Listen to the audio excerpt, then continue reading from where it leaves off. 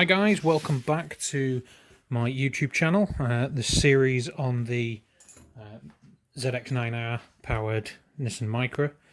I think this is episode 11. Thank you very much to those that have watched all the videos. Please feel free to share, like and subscribe if you like what you see. If you don't like what you see, let me know below and I'll see what I can do about it. Well, I'm not going to stop building the car, but I might be able to explain a few things I haven't done in the video if that's what's needed. What have I been doing today? Well, today's been a bit of a tidy up. The major thing I've done today is, I don't know if you can see, I've got the motorbike loom sort of dressed across the engine here and plugged in everything that I can plug in. Now I've noticed this loom is missing a few things. There should be a voltage regulator in here, which normally sits under the seat. This is the battery positive, and I'm just no idea what that is. There's no writing or anything on it, but it's plugged in. I think these are for switches of some kind, maybe a relay. Again, no idea what they're for. That's the starter relay in there, so, or the main relay in here. Then you've got a couple of ECUs. This one, interior and exterior. I don't know where you get an interior on a bike, but I think that's for lighting. That's a lighting controller, I do believe. Again, that may not be needed, so I might be able to get around that. I've stripped down the fuse box here for the Micra, and as you can see there, I've got main power coming in on the right-hand side onto a bus bar. 1, 2, 3, 4, 5 cables coming out, 6 cables coming out, sorry, and then this one, which I'm going to use from here to the battery positive on the motorcycle side, and then obviously cut this back off here and put the battery here, a motorcycle battery there. It may be a motorsport car battery or a lightweight motorcycle battery, either or. It's going to be a 12-volt battery. A couple of other things I've done. This bolt has been replaced.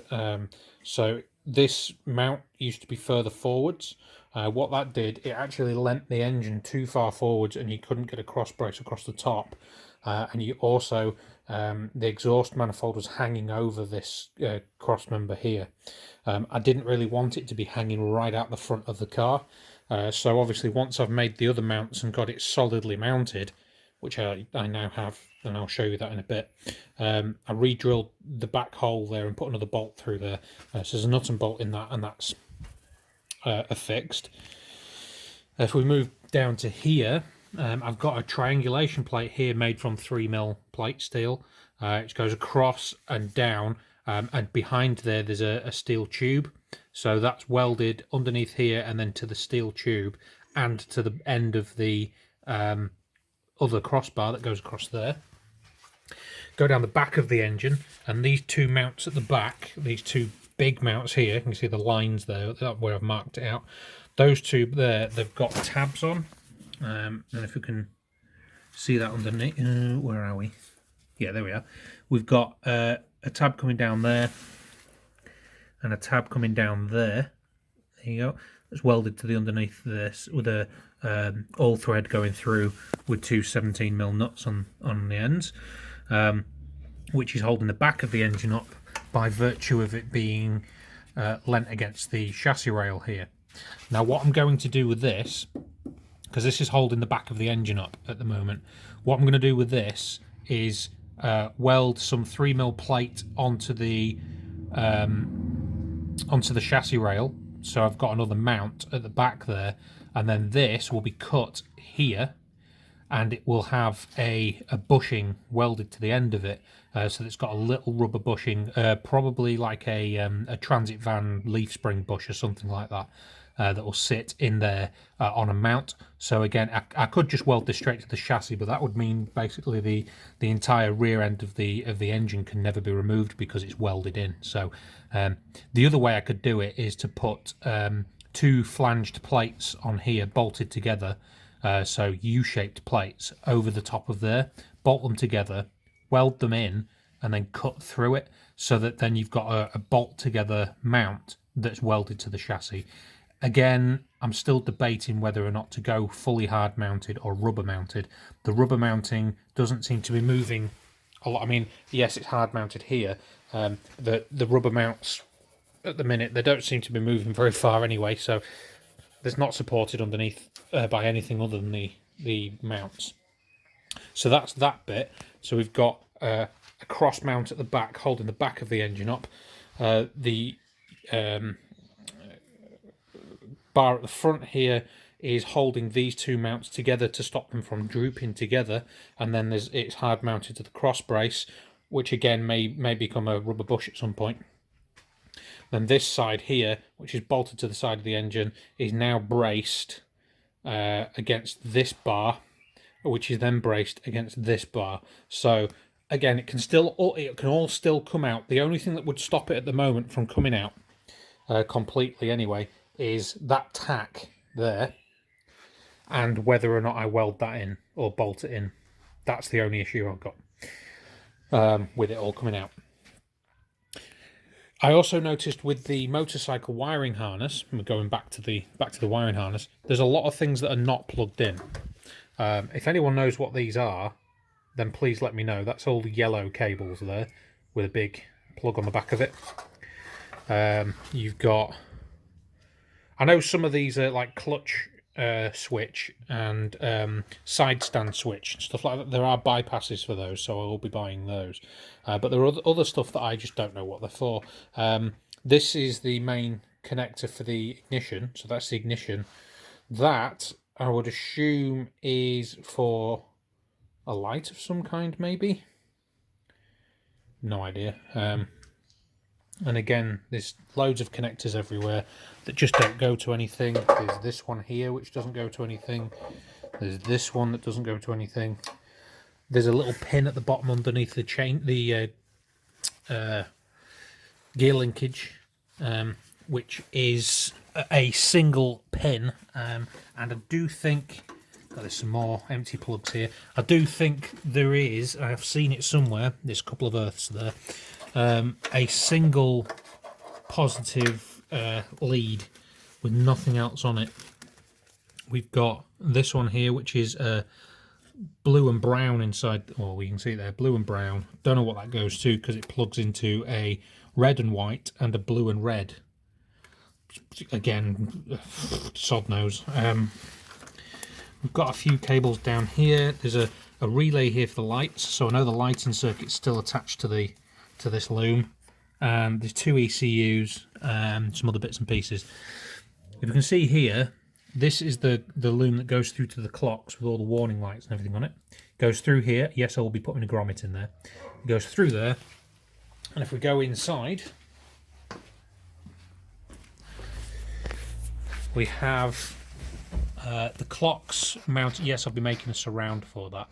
The clocks are now mounted in the dashboard. What I did, the original mounting plate for the clocks from the Micra have like a big Y bracket that comes up and bolts to the back of the dashboard, back of the clocks. I took that off and used the two mounting screw holes to make a plate, which I then bolted the motorcycle dashboard through the plate. So it's just a little bit of was it 2024 T4 aircraft aluminium skin that's in there. So it's very, very, very lightweight, but it's also pretty strong, and it doesn't need to be particularly heavy duty. It's just holding the clocks in place. They don't wobble around or anything, so they're solid. And the best news is I didn't have to extend the cables. They plugged straight in, and there's even a bit of slack in there as well. The downside is I can't get the lights just flashed then. The downside is I can't get them to light up at the moment. I think it's to do with the voltage regulator that plugs into the motorcycle loom that's missing, that completes a circuit to get the power onto the motorcycle. We've got the ignition key just here. Sorry, I didn't know where my finger was then. We've got the ignition key just here for the motorcycle. That's not staying there, but there's enough slack on the cable. I mean, you can see the cable running down here. There's enough slack on that cable to put it pretty much anywhere in the car. Again, what I want to do is once it's up and running and started, and I've got it all sorted and plumbed and ready to go, perhaps other than the drive shaft and differential, which I'll talk about in a second. Once that's done, I want to get rid of that key completely and put it all on the master cutoff. That way, everything engine-wise and electronics-wise for the entire vehicle is all going to be on the battery master cutoff for safety reasons. The other thing I could do, if I was planning on putting it back on the road, which I might do, I haven't decided 100% yet, but if I do decide to put it back on the road, I will still need that key, because although the main harness for the vehicle doesn't need a key to get it running, to get it up and lights and wipers and everything running, in order to have any kind of insurance whatsoever or any kind of MOT, you need to be able to lock the ignition system and stop it from being able to be started by means other than a key, or a key, you got keyless ignition and that kind of stuff, but it needs to be a lockable system, so a secure system. And in order for it to do that, I would need that key. So I haven't decided yet whether or not to go road car or pure race car. The downsides of both, if it's a road car, good God, it's going to be noisy. And I'd probably need either a permanent helmet on or ear defenders, just to drive the damn thing. And the downsides of having a race car, I'd need to buy a vehicle that can tow, because I'm not putting a tow bar on my car, or a flatbed lorry. And again, that's more expense. You're talking a couple of thousand there to get a flatbed lorry, plus the insurance and the tax and the MOT and running costs and everything like that. So it may actually work out that if I was to keep it as a road car, at least I could drive it to Knock Hill, which is about 45 minutes away from me. So I can do a couple of track days. And if it does come to it and I need to go to a show or a racetrack further down south, it'd be cheaper to just hire a flatbed and stick it on that and drive it down than it would be to own one. So again, ins and outs, ups and downs, and we'll get to that when I get it running. Now, the last thing I want to talk about in this video is the differential and the chain and the drive line. Now, if you look on the Micra Sports Club forum, if you are so inclined, some people do, some people don't, but if you want to have a look on there, what you'll see, if you look up motorcycle-powered K11s or motorcycle-powered Micras or similar, what you will see is there is another Micra on there with a motorcycle engine mounted in the front. It's been done with a slightly longer engine. I'm not exactly sure which engine it is. I'll have a look a bit later, but it's a taller engine. And what's happened is that the exhaust and bottom of the sump for their engine sits lower than anything else on the rest of the car. Now, if I come down low here and go down to the bottom cross member here, yeah, it looks quite low. However, if you line the bottom of the exhaust up with the bottom of the chassis there, bearing in mind it's on axle stands, it's in line. And once you put the north-south brace on and the exhaust, the rest of the exhaust, the flanges on the exhaust sit lower than this manifold and lower than the sump droop as well. So I've got no issues with it potentially hitting anything. And then I'll probably just put this on. Sorry, you see my ugly face there, which is the sump guard, big alloy sump guard. So I've welded these up today as well, so they're now not wobbling around, so my headlights will be solid. That's solid there as well. I keep saying solid a lot, but that's a good word to use when it is not moving very far. Right then, what next? The diff and driveline. Now, if we have a look straight down the back of the engine here, the gap that we have between the steering rack and the engine sprocket is not very big. It's not very far at all. But a sprocket will fit in there. I know it'll fit in there because I've measured it. It only just fits in there, but it does fit in there. The issue we have is drive shaft angle. Now, the drive shaft, or the hub CV, sits here. On full right-hand lock, this drive shaft is about 5mm away from this part of the chassis. You can see a rub mark there where I've been measuring it and just moving the drive shaft back and forth. Where that puts the drive shaft is here. Now, if the drive shaft's here and the sprocket needs to sit here, what that means is that you would have a sprocket that rubs the engine. It wouldn't fit, and in order to get the correct gearing, I need to be able to do that. Sorry, did I have you on portrait there? I apologise, I was moving my phone around, but anyway. So yeah, with a big sprocket in here, it's not going to fit.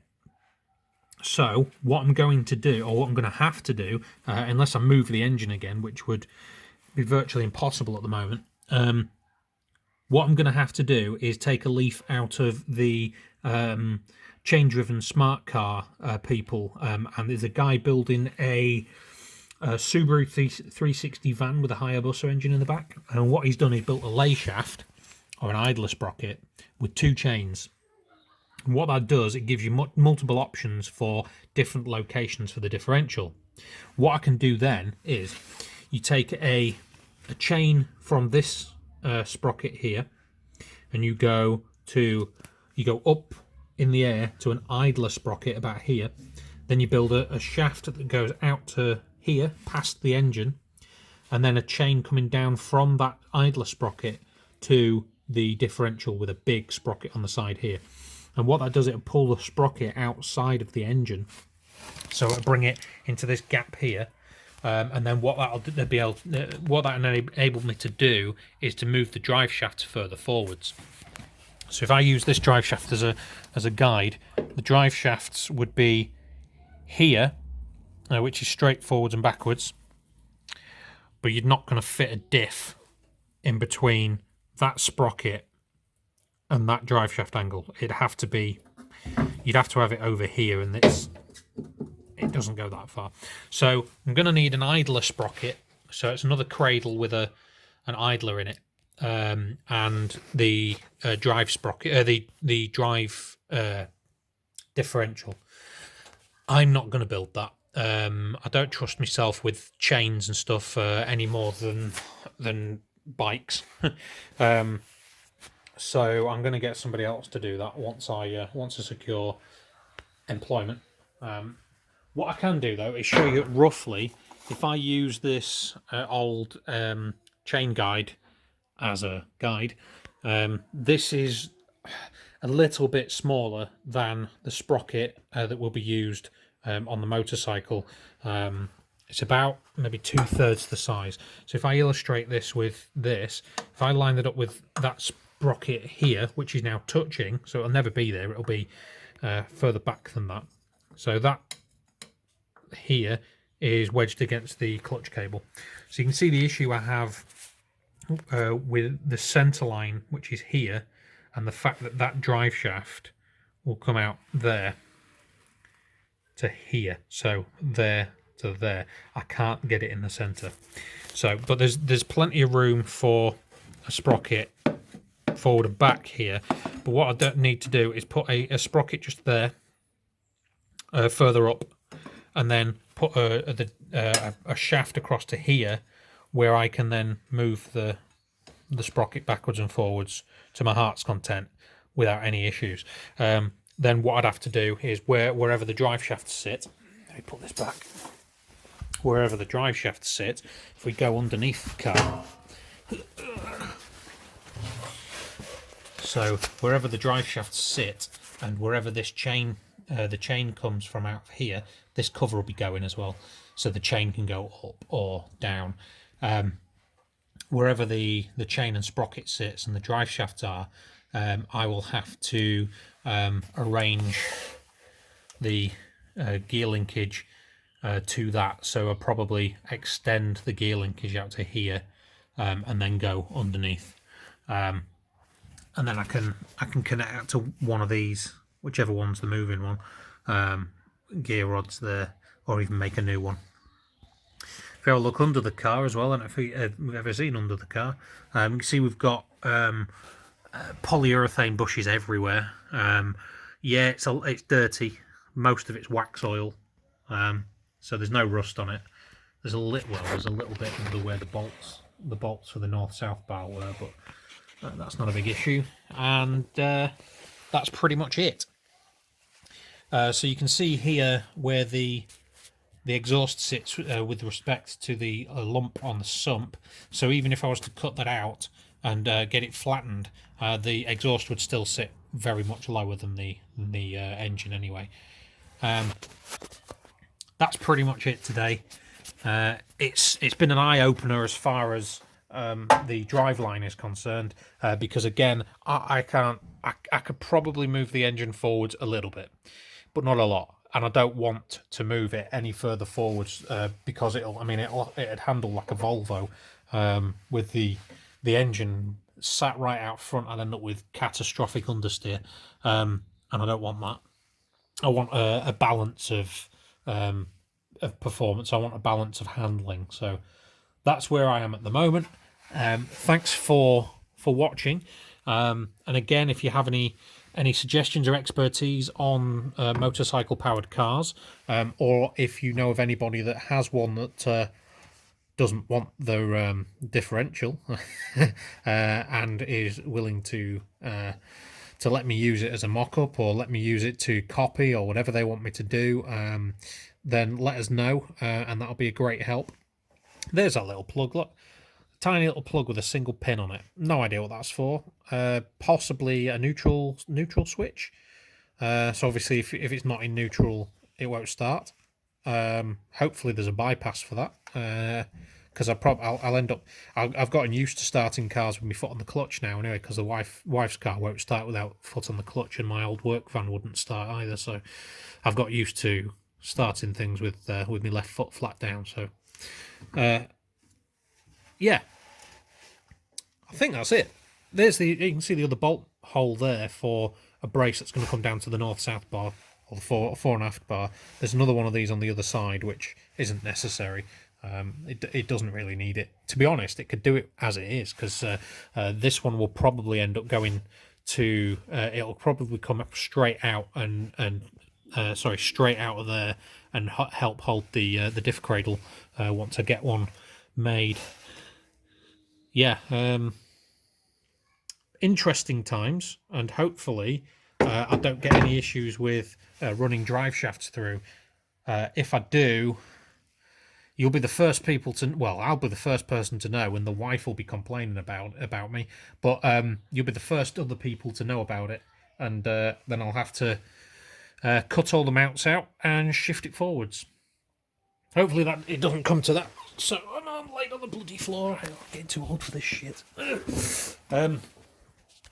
That's it. Thank you very much for watching. Please, again, like I say, like, subscribe, share, watch as many times as you like, and see if we can get some support for the video. I'll probably look into getting a Patreon account. I'm not expecting anybody to pay into it. However, if you want to support the channel, then it'll be there for you potentially next time I upload a video. Thank you very much.